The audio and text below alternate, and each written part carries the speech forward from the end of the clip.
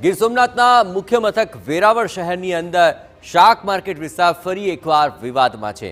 જોકે અનેક ખર્ચો કરીને આ શાક માર્કેટ નવીન બનાવવામાં આવી હતી, પરંતુ આ દિન સુધી તેનું ઉદ્ઘાટન નથી કરવામાં આવ્યું। જ્યાં લાખો રૂપિયાના ખર્ચે નવી શાક માર્કેટ તો બની ગઈ, પરંતુ આ દિન સુધી માર્કેટનું ઉદ્ઘાટન નથી થઈ રહ્યું અને તેને કારણે શાક માર્કેટ શોભાના ગાંઠિયા સમાન બની ગઈ છે। માર્કેટમાં એકલ દોકલ વેપારીઓ જોવા મળી રહ્યા છે અને બાકી ગાય સહિતના પશુઓ અહીં રખડતા જોવા મળી રહ્યા છે। પારાવાર ગંદકી પણ છે, પરંતુ શાક માર્કેટની બહારના રસ્તાઓ પર મોટા પ્રમાણમાં શાકભાજી વિક્રેતાઓ નજરે પડી રહ્યા છે। મતલબ કે જે વેપારીઓ માટે શાક માર્કેટ બનાવવામાં આવી તે વેપારીઓ જ માર્કેટની અંદર બેસવા તૈયાર નથી। બે તરફ બહાર રસ્તા પર શાકભાજીની લારીઓ અને ગલ્લા ખડકી દેવાને કારણે મોટા પાયે ટ્રાફિક થઈ રહ્યો છે। ગંદકી સહિતની સમસ્યાઓનો પણ સામનો લોકોને કરવો પડી રહ્યો છે।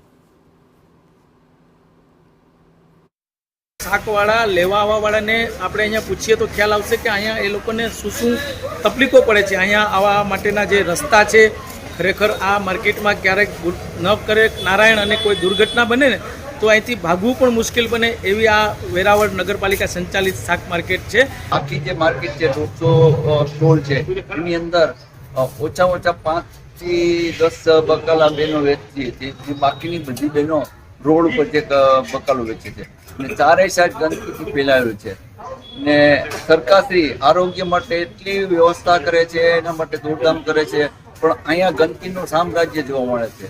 જે નગરપાલિકાના જે બહેનો છે વારંવાર રજૂઆત કરવા છતાંય 55 કે 60 વર્ષ ઉપર હું શાકભાજી વેચીશ, એટલે મહિને ઉપર છે ને પેલા ઉપર જ અમે વેપાર કરતા હતા। અત્યારે હું સોરી શીખતી નથી, એટલે હું હેઠા બેઠીશ। વેપારીઓ માર્કેટમાં બેસવા કેમ તૈયાર નથી તેના કારણો પણ તમે જાણશો તો તમે આશ્ચર્યમાં મુકાઈ જશો। ક્યાંક સમાજના મુદ્દાનો વિવાદ છે, ક્યાંક શાકના થડાનો મામલો છે, કોઈ વળી એવું માને છે કે જે આગળ બેસે તેને જ વેપાર થાય। આવા વિવિધ કારણોસર શાક માર્કેટના મોટા ભાગના વેપારીઓ અંદર ધંધો કરવા તૈયાર નથી। પાલિકા તંત્ર દ્વારા વારંવાર વેપારીઓને માર્કેટની અંદર બેસવા માટે કહેવામાં આવ્યું, પરંતુ વેપારીઓ અંદર જવા તૈયાર જ નથી। તેને કારણે મામલો વધુ ગૂંચવાઈ રહ્યો છે। જે શાક માર્કેટના ધંધાર્થીઓ છે એ જાહેર રસ્તા પર બેસવાનો જ હઠાગ્રહ રાખે છે, અંદર આવતા નથી।